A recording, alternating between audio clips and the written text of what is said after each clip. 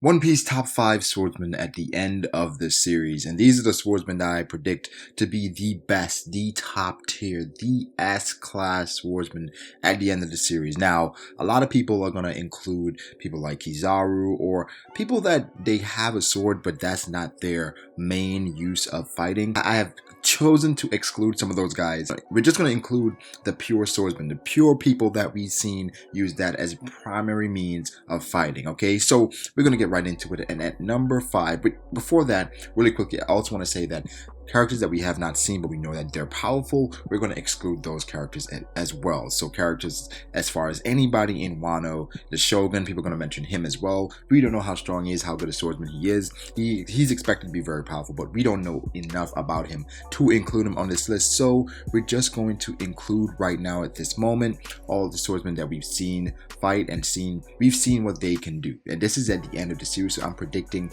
going forward who is going to be the top 5 swordsmen at the end of this series. So without further ado, let's get right into the list. And at number 5, I have Fujitora. Yes, Fujitora. They say, how can you have an admiral so low? But the thing is, Fujitora, while he's a very good swordsman, I think he's going to rely a bit more on his devil fruit as the series goes on. It is heavily implied that he is fairly new with his devil fruit, so as he learns it more and more, I think his swordsmanship is probably going to decline a bit. It may stay the same, but I think so. As of right now, Fujitora is one of the best swordsmen we've seen in the series so far. He's not, when we see him fight, he doesn't go really all out, it seems, because he's still trying to hone in on the gravity. But I think Fujitora is definitely in the top 5 end of the series as a swordsman. Number 4, we have, this is going to be a surprise to everyone, Hakuba. Yes, I have Hakuba. Now, don't go crazy here. Don't go crazy. I do think people look at Hakuba and if they look at him being caught by Robin, but Robin has a devil fruit where speed doesn't really matter to her.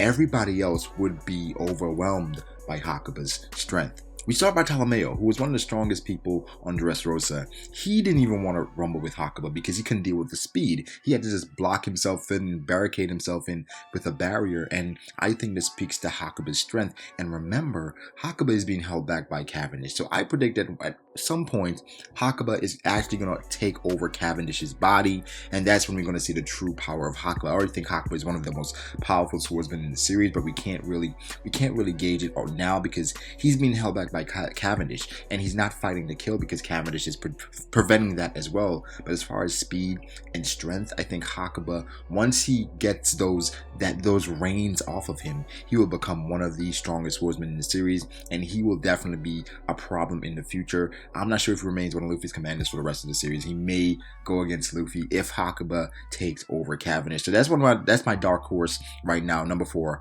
Hakuba. At number 3, I have Shiryu. Now, Shiryu, a lot of people have it number 1 or 2.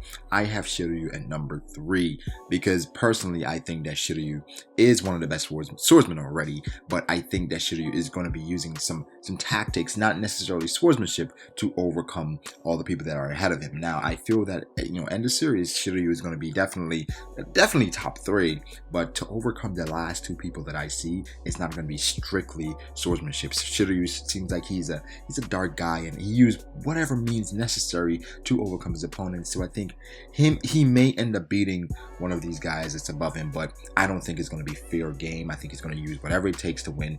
He may even use another companion to defeat this other guy ahead of him, but we'll see going forward. But Shiryu is number 3. Number 2, I have Mihawk. Now, Mihawk is right now currently the top swordsman in the world, the world's greatest swordsman. And we've seen what Mihawk can do. We've seen it in Marineford. We've seen it versus Zoro with a pocket knife.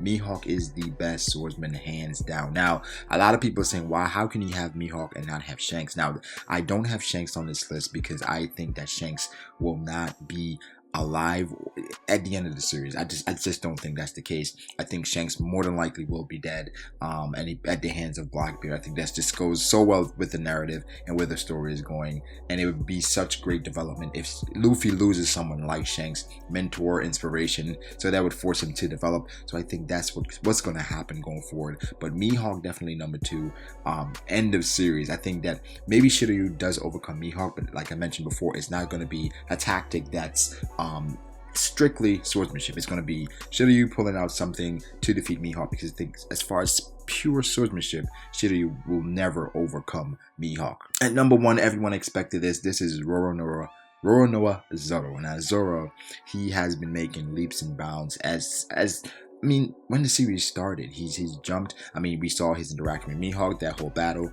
and from there he swore to be never defeated again. Now the whole thing with Kuma, that's a whole different thing. But Zoro in post time skip, he has ruled it. He has been undefeated, no L's at all. Zoro has been running through the competition, and he's had one eye closed. Some can speculate as far as to what that may be, but we can also tell that Zoro has been holding back. We haven't seen Ashura at all. We've seen just variant moves of what he's done pre-time skip except Ashura. So I think Zoro is definitely going to surpass Mihawk. We're going to see Zoro. He's intimidating. He's dominating. I feel like physically Zoro could be already stronger physically than Mihawk. But I think that going forward, he's going to learn how to cut different elements. He's going to learn how to cut diamond, I predict. So Zoro going forward, he's definitely going to surpass Mihawk. I don't know if he's going to have to fight Mihawk for that title or he's going to have to avenge Mihawk because he loses to Shiryu. So that's something that's up in the air. But number 1, I definitely have Zoro. Guys, let me know who your top 5 swordsmen are at the end of the series. Like I said, number 5 to recap is Fujitora, number 4 Hakuba,